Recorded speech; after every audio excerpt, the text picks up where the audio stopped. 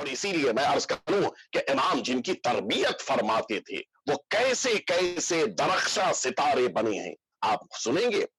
ایک شخص آیا ہمارے چوتھے امام امام سجاد علیہ الصلوۃ والسلام کی خدمت اقدس میں اور آنے کے بعد کہتا ہے کہ فرزند رسول میں آپ سے آپ کا ایک غلام لینا چاہتا ہوں. اچھا کیوں خیریت؟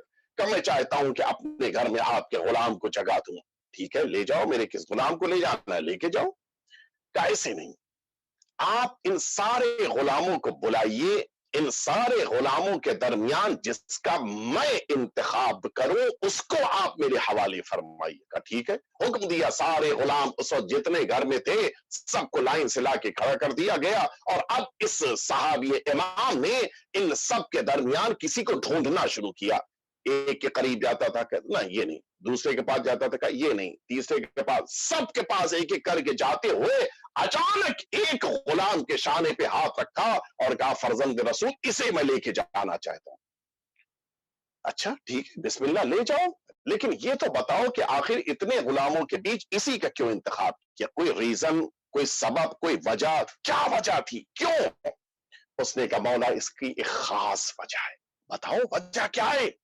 کہتا ہے کہ مولا آپ تو جانتے ہیں کہ مدینہ طیبہ میں پوری طرح سے قحط ہے، پانی ختم ہو چکا ہے، پوری طرح سے لوگ پیاس سے تڑپ رہے ہیں.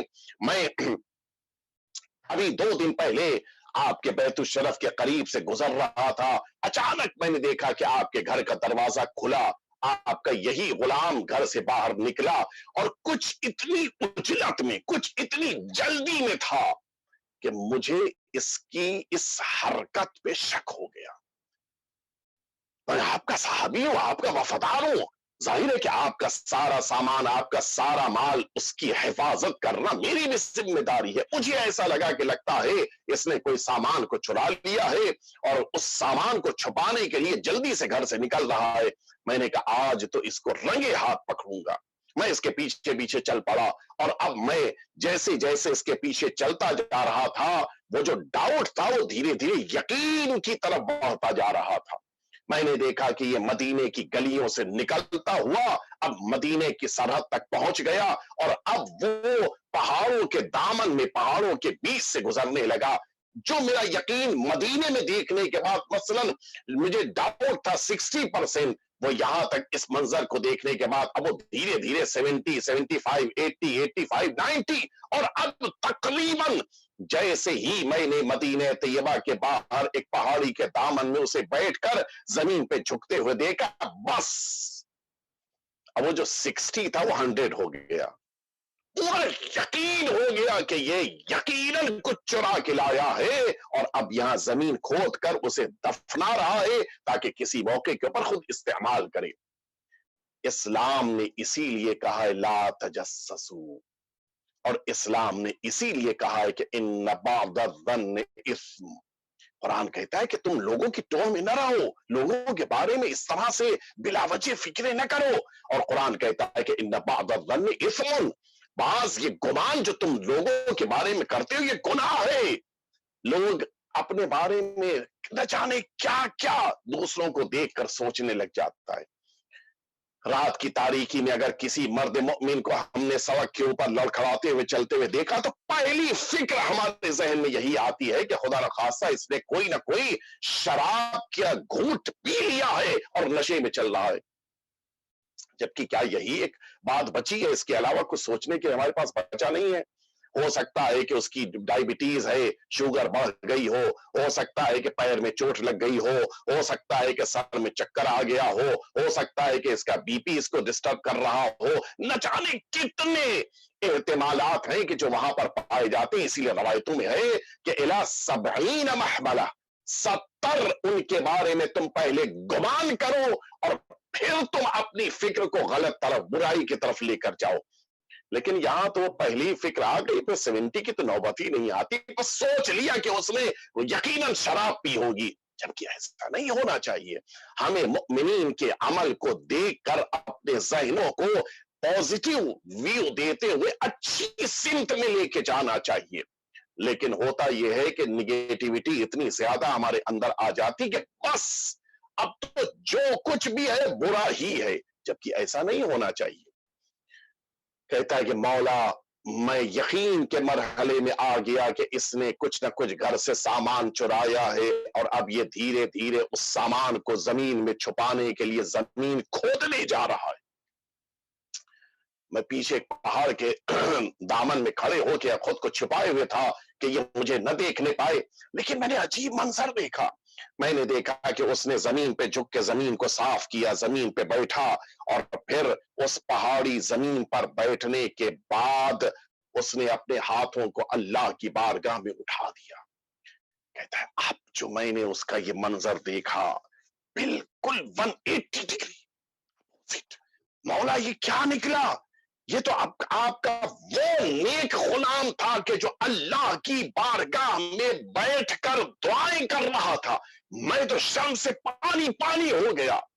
मौला, मुझ पर तो मानो न जाने कितना ज्यादा शर्म के लिए मौका होना चाहिए था कि मैं शर्मिंदा हो जाता।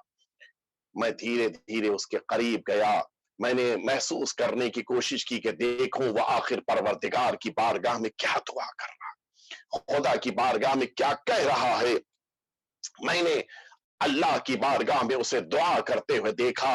वो रब्बुल इज्जत की बारगाह में हाथों को उठाकर दुआ कर रहा था कि मेरे परवरदिगार, मेरे मालिक, मेरे माबूद, इस मदीने तैयबा में खुश्क साली है, हर तरफ पूरी तरह से पानी सूख चुका है, दरख्त सूख रहे हैं, बच्चे प्यासे हैं, हत्ता हैवानात प्यासे हैं, उनके पास पानी नहीं है। ये बेजुर्म खता बच्चे और हैवानात भी प्यासे हैं।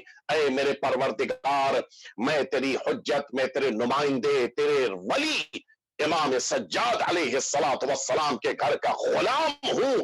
इमाम का वास्ता दे के तुझसे दुआ कर रहा हूं कि परवरदिगार, मेरे इस दुआ के जरिए से इस पूरे मदीने तैयबा में परवरदिगार पानी को नाजिल कर दे, बारिश को भेज दे, ताकि लोग दोबारा सैराब हो जाएं, लोगों को दोबारा नई जिंदगी मिल जाए, लोग हलाकत से बच जाएं। कहता है कि बस ये बैठा हुआ दुआएं कर रहा था कि अचानक मैंने देखा कि आसमान पे बादल नमूदार होने लगे, और फिर इस मदीने तैयबा पर इन बादलों की बिना पर मैंने देखा कि बारिश शुरू हो गई।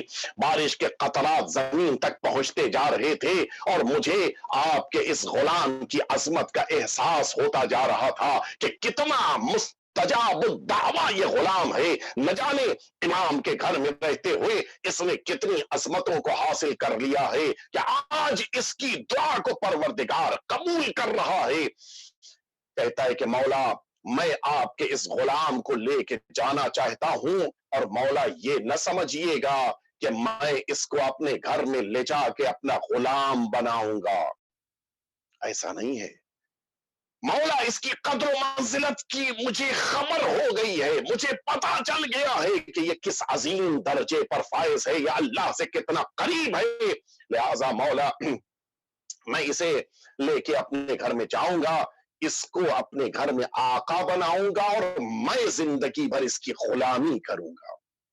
आपने महसूस फरमाया, जो हकीकतन अहले बैत अतार का गुलाम हो जाता है, वो दुनिया वालों का सरदार बन जाता है। जिसे सरदारी का शौक हो, वो अहले बैत अतार की गुलामी इख्तियार करे। अच्छा, अभी मैंने अर्ज किया था कि उस जमाने में गुलामों की जिंदगी का सबसे बड़ा सआदतमंद लम्हा तब आता था कि जब उन्हें गुलामी से आजादी की खबर मिल जाए। इसको तो खुश होना चाहिए था। इस गुलाम को आजादी, वो भी ऐसी मामूली आजादी नहीं है, आजाद होकर ये आका बनने जा रहा था, सरदार बनने जा रहा था। अब तो इसको तो वाकई खुश होना चाहिए था। लेकिन आलम आप सुनेंगे, वो गुलाम कहता है कि मौला, जिस मौके के ऊपर मैंने आपके घर में कदम पहली बार रखा था, तभी परवरदिगार से मैंने दुआ की थी कि अय मेरे रब, मुझे अपने इमाम के घर से उस वक्त बाहर निकालना कि जब मेरे बदन से मेरी रूह निकल चुकी हो। परवरदिगार, मुझे इमाम का घर छोड़ के कहीं जाने का शौक नहीं है। परवरदिगार, मुझे इमाम के घर से बाहर जाने का शौक। मौला ने पूछा क्यों, वजह क्या है? कहा मौला, आपसे बेहतर घर कोई नहीं हो सकता, आपसे बेहतर कोई दर नहीं हो सकता, और फिर उसने कहा कि मौला, मैंने अपने राज को आज तक छुपा के रखा था। मैं इस बात को अच्छा नहीं समझता कि जब मेरा राज लोगों के दरमियान मुनकशिफ हो गया है तो इस इंकशाफ के बाद मैं लोगों के दरमियान जिंदगी गुजारूं और फिर अपने ऊपर फख्र मुबाहात करूं। आप समझे, जिसको अल्लाह कोई दर्जा देता है सबसे पहले उसकी जबान के ऊपर ताला लग जाता है। फिर वो लोगों से चीख चीख के कहता नहीं है कि मेरे पास मनसब है, मेरे पास मकाम है, मेरे पास पोस्ट है, मैं मुस्तजाब दावा हूं, मेरी दुआएं अल्लाह कबूल करता है। फिर उसे कहने की जरूरत नहीं होती है। हाँ, उसको अपनी अपने राज को राज रखना होता है। इसीलिए वो अफराद के जो चीख चीख के हत्ता न्यूज़पेपर में खबरों की शक्ल में, पोस्टर की शक्ल में छपवा रहे हों, समझ लेना चाहिए कि सब कुछ हो सकता है, या अल्लाह से करीब नहीं हो सकता। मौला, मुझे आपका घर छोड़ के जाना पसंद नहीं है। मौला, मुझे अपने दर से दूर न कीजिए। और फिर उसने अपने परवरदिगार की बारगाह में हाथों को उठा, मुस्तजाब दावाए, अपने हाथों को उठाकर दुआ की कि ऐ मेरे परवरदिगार, मुझे मेरे इमाम से दूर न कर। ऐ मेरे परवरदिगार, अपनी हुज्जत के दरवाजे से मुझे दूर न करना। लिहाजा वो ये दुआएं कर रहा था कि ऐ मेरे परवरदिगार, मुझे मौत दे दे, मेरा खात्मा हो जाए और मैं इसी दरवाजे से, मेरी मैयत निकले, मैं अपने जिस्म को लेकर इस दरवाजे से, इस घर से बाहर न निकलूं।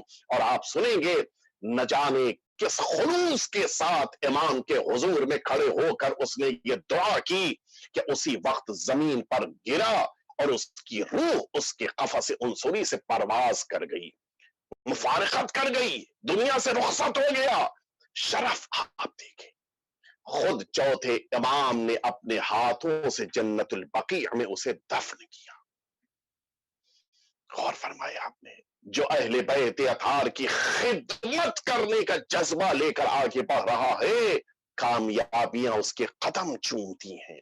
फिर दुनिया की कोई ताकत उसे नाकामयाब नहीं कर सकती। वो हमेशा कामयाबियों से हमकिनार रहता है। इस गुलाम को इमाम ने अपने घर में ऐसी तरबियत दी थी, तौहीद का वो दर्स उसे दिया था, अल्लाह से वो आशनाई उसे अता की थी, अल्लाह की मोहब्बत का वो जज्बा उसे अता किया था कि फिर ये इंसान इमाम के घर में रहते हुए मुस्तजाब दावा हो गया।